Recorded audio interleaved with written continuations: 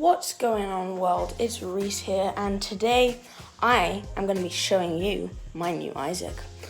If you did not watch my last video, I did give a bit of a hint there, but he is sadly temporary because of coronavirus and all that. But yeah, he's still a really sick pet, and it's my first ever pet, so I can't complain. So let's do this. As you can see, Isaac is residing there by his filter.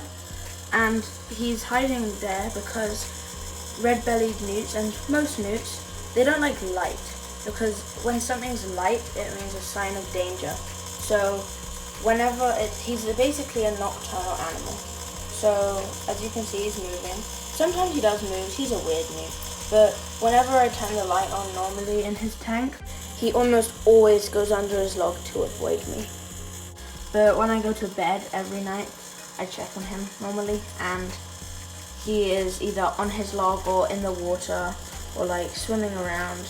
So yeah, it's he's a very weird newt because he doesn't follow all the expectations, but he is a very special newt.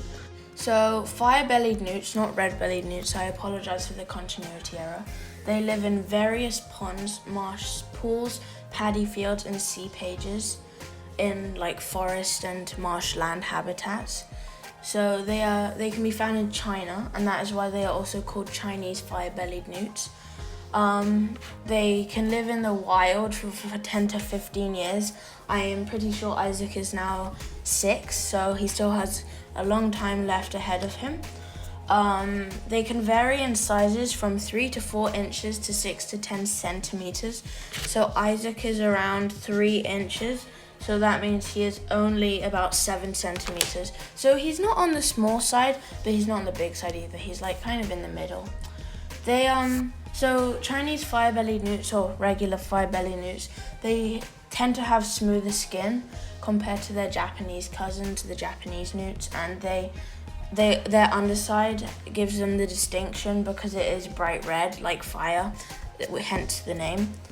They are not shy animals, but they tend to get more comfortable and used to certain surroundings. So if you just if you just put a newt in a tank, and it wouldn't immediately acclimatize, but it would get used to its climate and then make the most of it. So Isaac has, I think, been living in that tank for 6 years, so he is pretty used to it. But when I moved him to my house, as I said before, he is temporary. When I moved him to my house, he took a while to get used to getting out from under his log because it wasn't the regular school classroom, which was where he usually lived. And yeah, as I have said before as well, they do not like light because light means danger.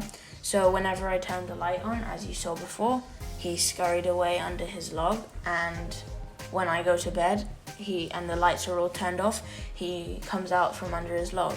And yeah, so the best housing option for a Chinese fire-bellied newt is an aquarium that has plants and smaller areas covered with land. So if it's just water and sand and no life or something from a marshy habitat, it will not do very well. It will probably die quite quickly. The species that tend to come in the tanks are floating plants and dense vegetation, because they have to because in marshlands there's water, but there's also mud and plants that grow there, and that is why Isaac has a log in his tank, because there are sometimes woods and small trees in marshlands, so he can sit on his log.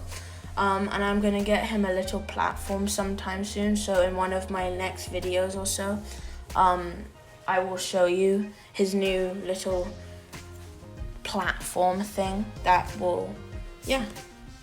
he will be being able to reside on. So that is some facts on Isaac and his species of fire-bellied newts. So from now on, there'll be about 2.5 minutes of Isaac just moving around his tank, doing what he wants. So if you want to stay and watch that, do that. But if you don't, that's completely fine. And thank you for watching this video. I'll see you in 2 weeks on Saturday. So Random Reese, signing out.